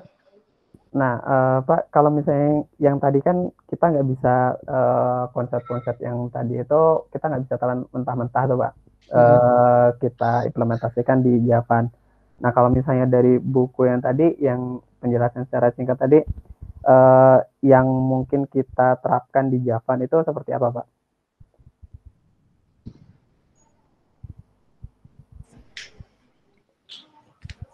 Gini, jadi untuk menerapkan buku ini yang mau aku bawa adalah kita penting tahu filosofinya dulu. Jadi kalau melihat urutannya tadi, itu sebenarnya kan kita yang ingin dipastikan adalah bahwa problemnya itu sudah dilakukan shaping ya, sudah dilakukan pendalaman dulu terkait inti problemnya apa, usulan solusinya seperti apa, desainnya, gitu, elemen-elemennya seperti apa, constraint-nya seperti apa. Jadi sudah lumayan detail dulu gitu loh. Bahkan tadi sudah dianalisis juga terkait rabbit holes-nya, terkait risk-nya apa aja gitu. Itu harus jadi dulu gitu. Sebelum masuk ke 6-week cycle, sebelum masuk ke programmer. Filosofi itu dulu yang aku harapkan bisa kita terapkan. Artinya adalah analis ketika kita melakukan analisis suatu project gitu ya, atau di sini shaping-nya itu, gunakan prinsip-prinsip tadi itu, prinsip-prinsip shaping-nya yang dijelaskan di chapter-chapter awal ini kan banyak banget tuh jelasin prinsip shaping, itu bisa kita pakai semua prinsip-prinsipnya itu gitu. Yang sedikit agak perlu disesuaikan adalah masalah waktu tadi itu kan, masalah kalau misalnya 6 week, sebelum 6 weeks benar-benar harus shaping, selesai dan seterusnya, nah itu yang bisa kita sedikit ditweak gitulah. Kayak gitu, tuh lihat kondisi projectnya seperti apa, karena kondisi project masing-masing appetite-nya beda-beda. Nah, tadi Diki bilang konsep shape-up dia nentuin jangka waktunya 6 mingguan. Secara umum iya, tapi di buku shape-up kalau teman-teman nanti baca di bab berapa, aku agak lupa ya. Ada kategori project yang dia juga nggak 6 mingguan, tapi cuman 1-2 minggu, itu ada. Jadi ada batch-batch tertentu yang di shape-up itu, dia nggak 6 minggu, tapi cuma 1-2 minggu untuk beberapa tas kecil gitu. Jadi 6 minggu itu memang formula-formula ideal yang secara umum digunakan di Basecamp, di Shape-up, tapi dia juga menyampaikan di sini, bab mana ya, nanti coba cek lagi deh. Ya intinya ada beberapa yang small batch project seperti itu bisa 2 minggu, 3 minggu seperti itu. Jadi itu juga nggak harga mati juga. Misalnya kayak nanti misalnya ada project cuma 1 bulan, ya 1 bulan ya nggak cukup gitu buat 6 minggu gitu kan, nggak bisa. Ya kita nggak boleh mati-mati nggak bisa mas, berarti project kita minimal 6 minggu ya itu nggak make sense gitu ya, pernyataan seperti itu kan jadi nggak make sense kan, itu konyol gitu loh. Ya kayak gitu-gitu sih. Karena kalau kita telan mentah-mentah ya gampangannya itu berarti project kita minimal 6 minggu. Nah, atau terus berarti project kita minimal kelipatan 6 minggu plus 1 misalnya kalau ada cooldown. Nah itu kan nggak make sense gitu ya. Jadi itu juga nanti harus tetap ditweaking, dilihat kondisi projectnya, kondisi tim dan seterusnya. Tapi konsep yang ingin aku tekankan di awal ini adalah tadi bahwa apa yang kita berikan ke programmer yang di handover tadi itu tuh sudah melalui proses shaping yang benar gitu, yang terstruktur. Nah konsep shaping inilah yang ingin diperkuat di sisi analisis gitu. Atau yang di chapter 2 juga sudah ngomongin masalah 2 tracks gitu ya. Ada 2 track shaping sama track apa namanya buildingnya gitu ya. Kayak gitu. Jadi dengan shaping yang benar, salah satu objektifnya adalah kita tuh bisa mengeliminir resiko-resiko bahwa ini nggak berhasil. Resiko-resiko yang kita kasih ke programmer itu tidak jelas atau tidak visible, atau ya apapun itulah, kita sudah bisa menghilangkan resiko-resiko itu. Targetnya kan di sana shapingnya itu. Poinnya di situ dulu sebenarnya sih. Kalau masalah urutan waktu terus jangka waktunya itu masih lebih bisa dikompromikan gitu ya. Seperti urutan waktu tadi, apakah shapingnya benar-benar harus sebelum 6-week cycle? Nah itu memang kalau di konsep buku ini ya sebelum 6-week cycle shapingnya harus sudah selesai. Tapi di beberapa project kita itu agak sulit gitu ya. Beberapa mungkin ya masih harus agak berbarengan gitu loh antara shaping di satu cycle dengan pengerjaan di cycle itu sendiri gitu. Tapi konsep utama bahwa sebelum masuk ke programmer, sebelum masuk ke fase building itu shape-nya tuh harus sudah oke dulu nih. Nah itu itu aturan bakunya. Kalau itu cara main yang memang harus dipatuhin. Gitu. Tapi kalau masalah waktu, masalah jumlah 6 minggu atau 5 minggu itu kondisional. Tapi kalau masalah aturannya, makanya kalau teman-teman baca di Shape Up ini kan setelah introduction di shaping itu kan chapter 2-nya adalah principle of shaping gitu ya. Jadi ya di situ poinnya ya kita tahu dulu prinsipnya apa dulu, prinsip-prinsipnya itu yang kita pegang di situ dulu gitu loh. Gitu kan tahapan-tahapannya set boundaries, find element, trace and rabbit holes. Nah, di situ yang utamanya kan di situ. Itu sih sebenarnya sih poin-poin yang perlu teman-teman pahami. Gitu.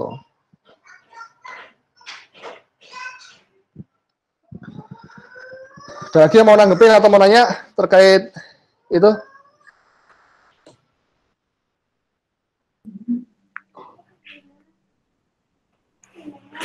Ya boleh implementasinya di Java juga nggak apa-apa sih. Mas mau nanya, yang setting appetite itu tuh kayak gimana ya? Saya belum agak paham. Yang di boundaries, set boundaries. Ada yang bisa bantu menjelaskan? Itu sudah awal-awal ya harusnya bisa juga sudah menyinggung itu ya, atau ya minimal sudah lewat lah itu. Teman-teman pasti ada yang sudah lebih paham deh. Ayo berbagi.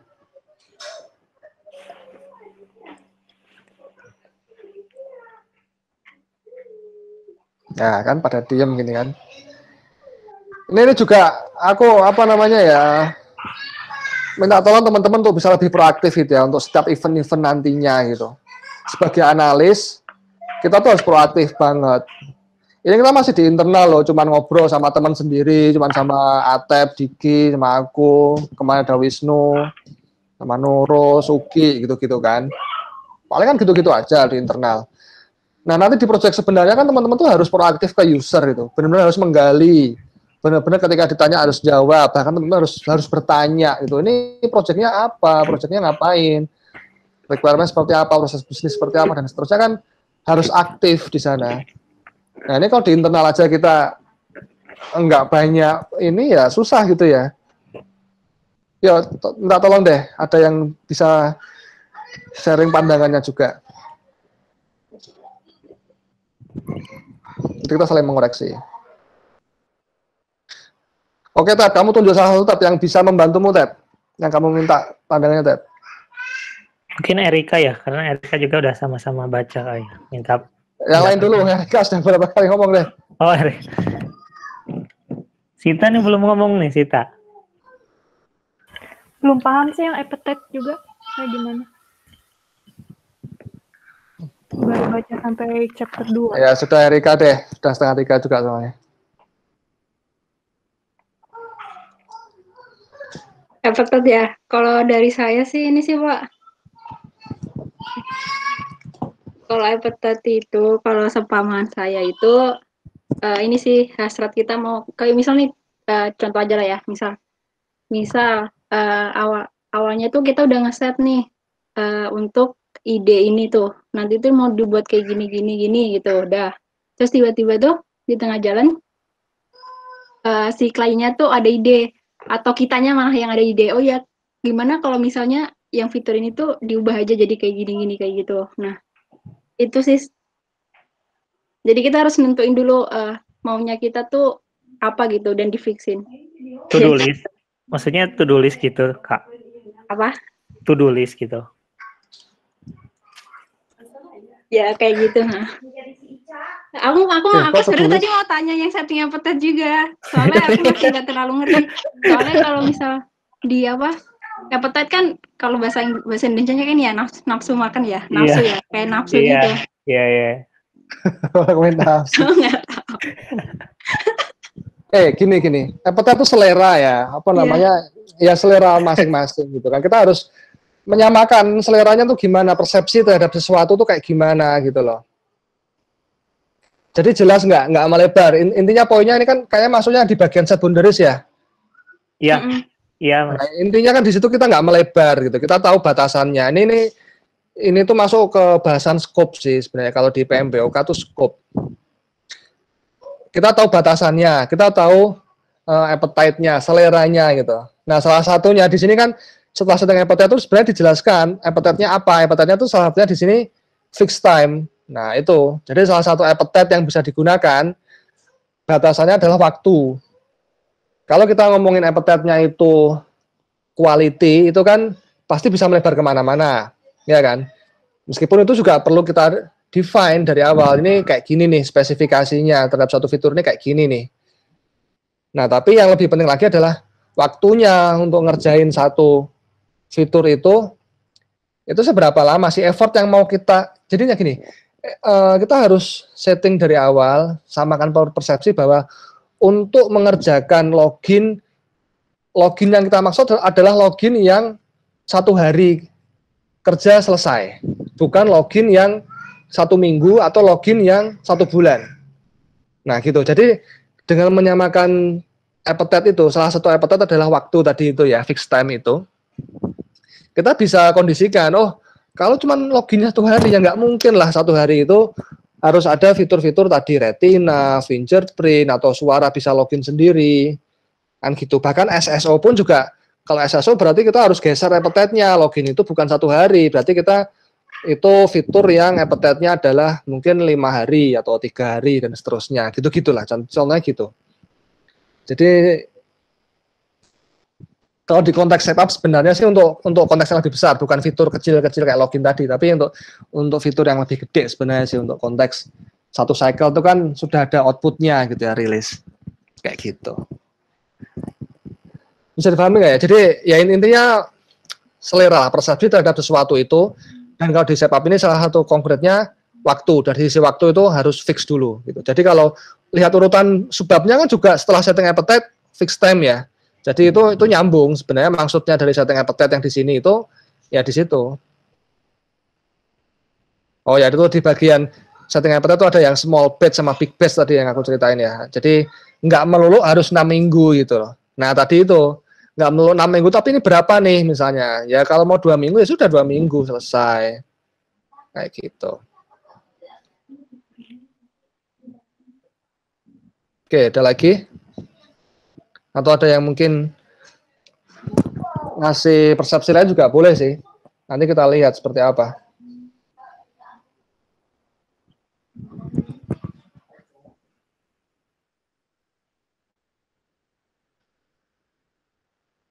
Jadi kalau di bukunya itu kan dia bilangnya you can think of the appetite. Appetite itu adalah as a time budget for a standard team size. Jadi selalu dikontekskan dengan waktu dan budget gitu. Karena itu yang terukur gitu kan, yang kuantitatif itu, waktunya, budgetnya gitu. Jadi gampangannya ke arah sana, appetite itu ya time budget untuk tim tertentu gitu ya, untuk standar timnya seperti apa. Saya yang ngerjain 1 orang dengan waktu 1 hari, oh ya berarti ya itu appetite-nya berarti itu jadi constraint gitu ya, itu jadi boundaries-nya itu gitu. Yang kayak gitu. Arahnya ke sana sih.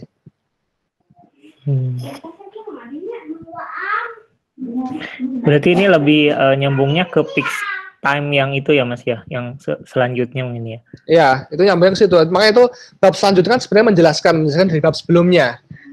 Nyambung gitu ya, kayak di kita dibilang ya itu memang nyambung. Jadi kita setting appetite itu dia masih ngomongin ada abstrak memang. Memang oh kayaknya kalau baca doang di situ, berhenti di situ memang pasti kamu bingung ini apa, abstrak masih agak. Nah, dijelaskan di bawahnya sebenarnya. Itu kan ketika bab fixed time variable scope itu juga dia masih ngomongin appetite lagi. Appetite adalah gini.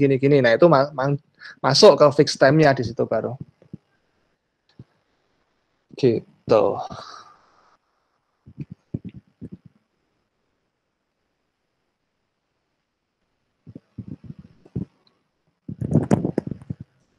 Ada lagi?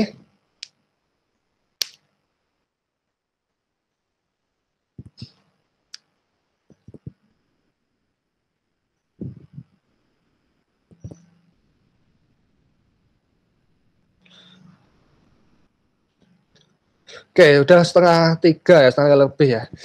Ya mungkin untuk closingnya, jadi untuk harapanku dengan upgrading kali ini, dengan sesi upgrading ini adalah teman-teman memang ya terupgrade secara knowledge dan nanti bisa mengaplikasikan secara skill untuk implementasinya seperti apa.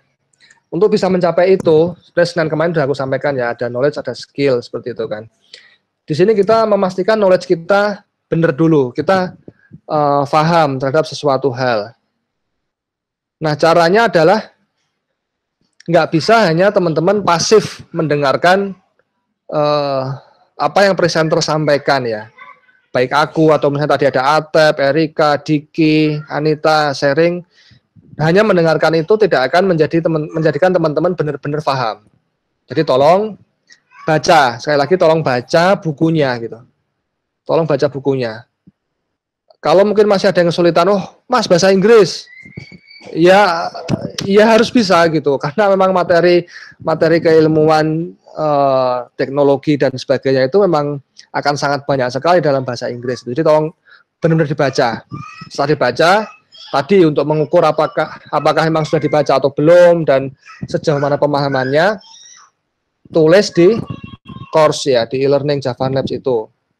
Nanti kita setting supaya bisa buka otomatis lah teman-teman, atau nanti kita isikan langsung, materi-materinya bisa langsung dibuka.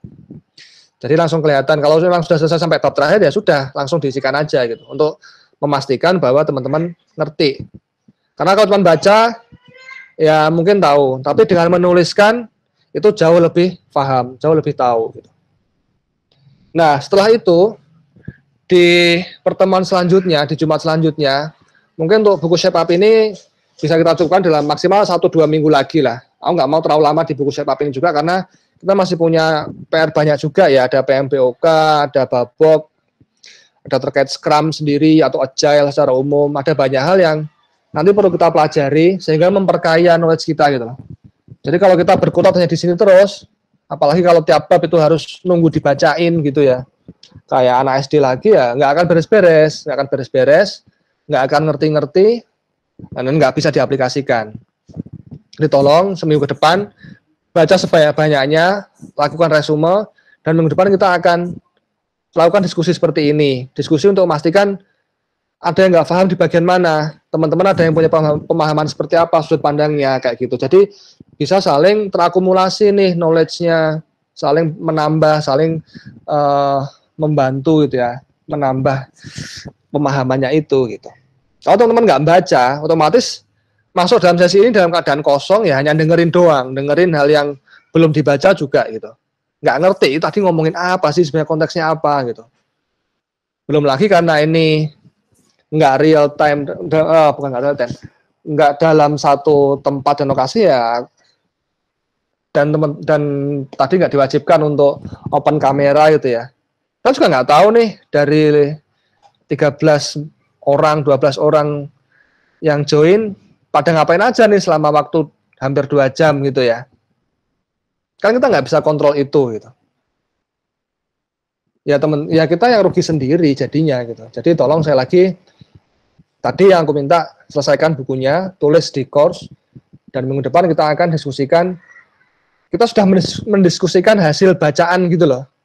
Kita sudah berdebat di sana. Oh ini enggak kayak gini, harusnya kayak gini. Oh kita langsung ngomongin, oh ini kalau di Java harusnya kayak gini. Oh di Java nggak bisa. Oh Java harus dibenerin kayak gini nih, proyeknya kayak gini dan seterusnya. Jadi applicable, konteksnya benar kayak gitu. Nah setelah itu memang kalau memang sudah selesai semua, semoga sih minggu depan kita sudah bisa, teman-teman sudah progresnya baik ya, selesai baca semua dan kita diskusi mengalir banyak hal yang bisa kita improve di pelaksanaan project di Java-nya itu sendiri.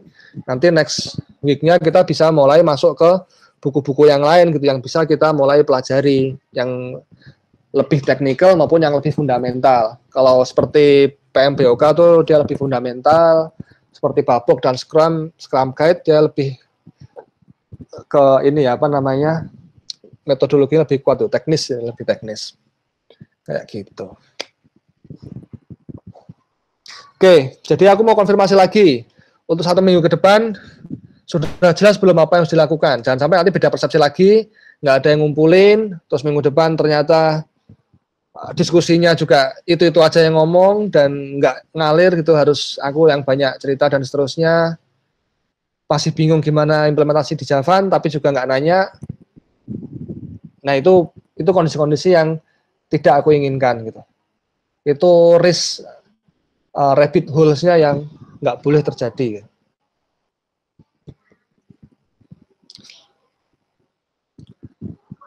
Ada yang mau bertanya?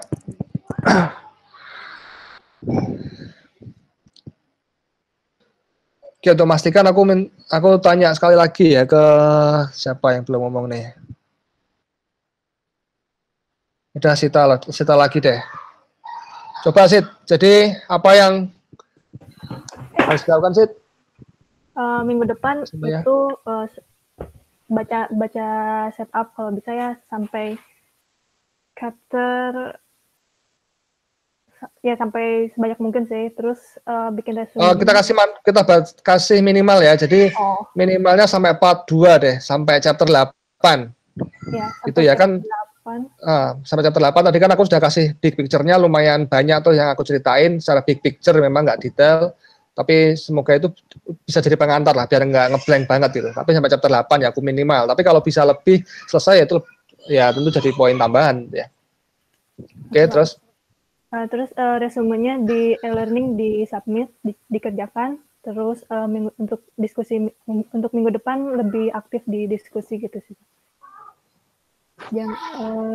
Kalau ada pertanyaan dan tambahan gitu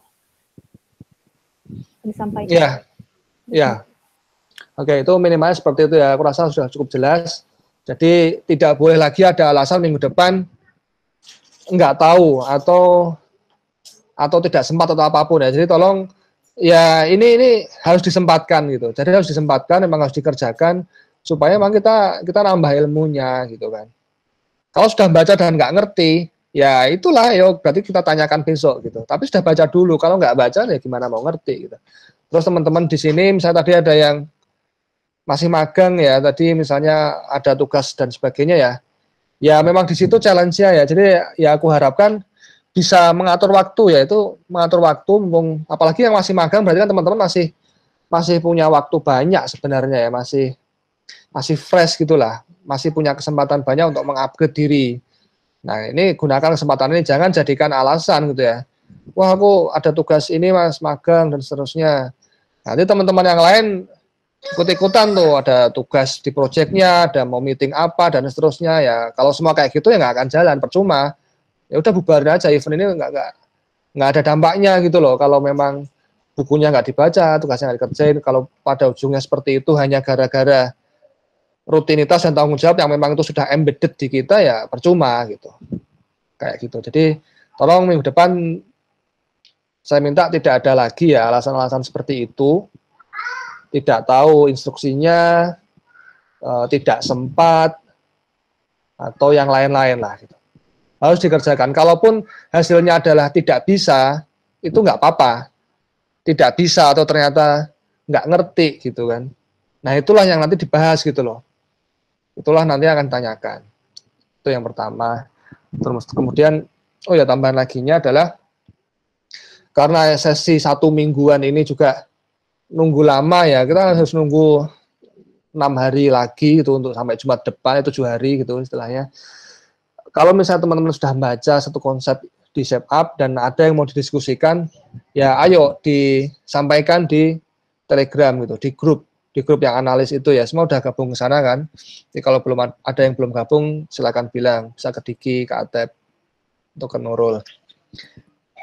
Ayo sampaikan secara angkat di sana. Jadi jangan juga hanya nunggu ketika sudah trainingnya gitu. Meskipun tadi kan minimalnya ya assignment dari training ini adalah seperti itu, bahwa minggu depan akan seperti ini. Nah tapi tentu teman-teman akan punya value added ketika sebelum minggu depan itu kita sudah bisa sharing, kita sudah bisa tanya jawab, kan pasti akan lebih siap gitu ya, nanti sudah lebih menguasai gitu, lebih enak ketika nanti ada kasus-kasus yang diangkat di minggu depan kayak gitu. Jadi tolong di prepare ya ayolah kita berikan effort yang lebih, karena ya apapun itu gitu ya, itu kita tuh tidak akan mendapatkan apa yang hanya kita inginkan itu. Kita ingin bisa, kita ingin berhasil, yaitu kita nggak bisa kalau memang nggak dikerjakan. Jadi kita tuh akan mendapatkan apa yang kita kerjakan sih, seperti itu. Bukan hanya yang kita inginkan. Itu yang saya sampaikan terakhir ya. Oke, waktunya juga sudah habis. Aku rasa sudah cukup clear ya. Jadi tadi beberapa feedbackku tolong diperhatikan sekali karena ini sebenarnya setup sudah masuk minggu keempat.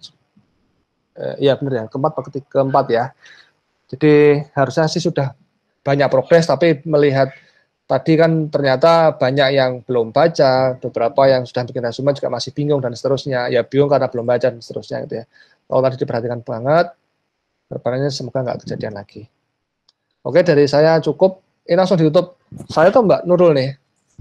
Boleh Pak Indra aja, Pak. Ya, terima kasih atas kehadiran teman-teman. Semoga tadi bisa memberikan manfaat ya. Sekali lagi, kita terus improve gitu. Dan proses belajarnya jangan nunggu. Makanya tadi aku sengaja hanya ngasih pengantar. Semoga itu bisa men-trigger teman-teman untuk bisa lebih aktif lagi. Oke, terima kasih atas waktu dan kehadirannya. Juga Mbak Nurul yang sudah memfasilitasi. Ya, assalamualaikum warahmatullahi wabarakatuh.